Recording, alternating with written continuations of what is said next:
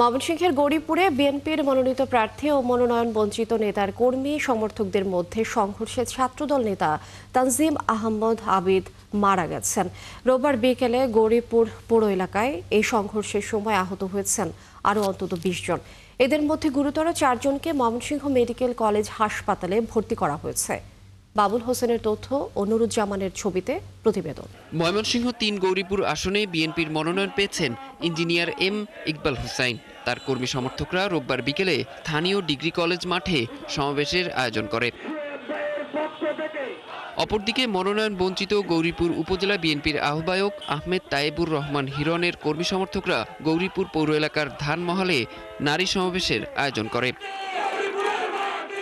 হঠাৎ করেই engineer M Iqbal হুসাইনের মিছিলে ইট পাটকেল ছোড়ার অভিযোগে শুরু হয় ধাওয়া পাল্টা ধাওয়া ও সংঘর্ষ। সংঘর্ষের সময় মাটিতে লুটিয়ে পড়েন ছাত্রদল নেতা আবিদ। কর্মীরা আবিদকে উদ্ধার করে ময়মনসিংহ মেডিকেল কলেজ হাসপাতালে নিয়ে গেলে জরুরি বিভাগের চিকিৎসক তাকে মৃত ঘোষণা করেন। বিএনপি মনোনীত প্রার্থী ইঞ্জিনিয়ার এম ইকবাল হুসাইন এর সমর্থক এই ছাত্রদল নেতার এমন মৃত্যুর ঘটনা নিয়ে মুখ খুলতে চাননি পরিবারের সদস্য ও স্বজনরা।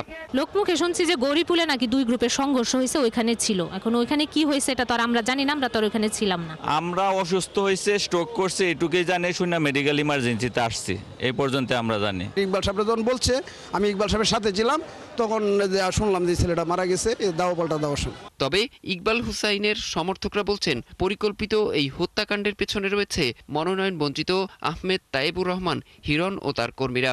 ধানের শীষের মনোনয়ন বঞ্চিত প্রার্থী তাইবুর রহমান হিরণ সাহেব, তাকে আমরা দায়ী, তার সমর্থকদের দ্বারাই আজকের এই সংঘর্ষ সংঘটিত হয়েছে। এটার জন্য আমরা সুষ্ঠু এবং আইনি পদক্ষেপ এবং রাজনৈতিক পদক্ষেপ কঠোর সিদ্ধান্ত নিক, এটা আমরা চাই। ময়মনসিংহ মেডিকেল কলেজ হাসপাতালে জরুরি বিভাগের কর্তব্যরত চিকিৎসক বলছেন আনার পথেই মারা যান আবিদ। তার মৃত্যুর কারণ হিসেবে বলছেন হৃদরোগে আক্রান্ত হয়ে মারা গেছেন তিনি। তবে ময়নাতদন্তের পর বিষয়টি আরও পরিষ্কার হবে।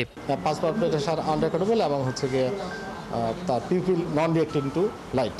তো আমার কাছে মনে হয়েছে যে পেশেন্টটা আসলে নেই। তো তাৎক্ষণিকভাবে আমি ইসিজি করি এবং ইসিজিতে ফ্ল্যাট ইসিজি, যেটা মানে ডট ডেট হিসেবে আমার কাছে মনে হয়েছে। চিকিৎসকের এমন দাবি মানতে নারাজ ইঞ্জিনিয়ার এম ইকবাল হুসাইন পন্থী বিএনপির নেতা, কর্মী ও সমর্থকরা। আহমেদ তাইবুর রহমান হিরণ, তার ভাই এবং বিএনপির পৌর বিএনপির সদস্য সচিব সুজিত কুমার দাস খোকন সহ এখানে যারা বহিষ্কার হয়েছে, এবং আমি হিরণ সাহেবকেই এটার জন্য আমি তাকে দায়ী করব, এর জবাব তাকে দিতে হবে।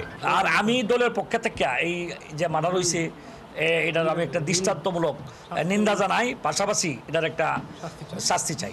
এ আসনের বিএনপির মনোনীত প্রার্থী ইঞ্জিনিয়ার এম ইকবাল হুসাইন জানান নিহত ছাত্রদল নেতা প্রতিপক্ষের হামলা ও ধাওয়া খেয়েই মাটিতে লুটিয়ে পড়েন।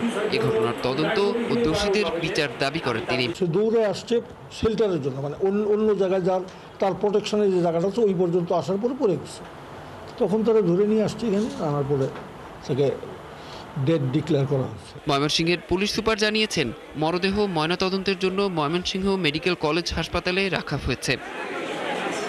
আবিদের মৃত্যু ও হতাহতদের ব্যাপারে রোববার রাত পর্যন্ত থানায় কোনো অভিযোগ দায়ের হয়নি। তবে এ ঘটনায় উপজেলা বিএনপির আহ্বায়ক ও মনোনয়ন বঞ্চিত আহমেদ তৈয়বুর রহমান হিরণ সহ 5 নেতাকে দল থেকে বহিষ্কার করা হয়েছে। তাইবুর রহমানের সাথে কথা বলার জন্য বারবার যোগাযোগ করেও তাকে পাওয়া যায়নি। অরিসুল ইসলাম, ৭১।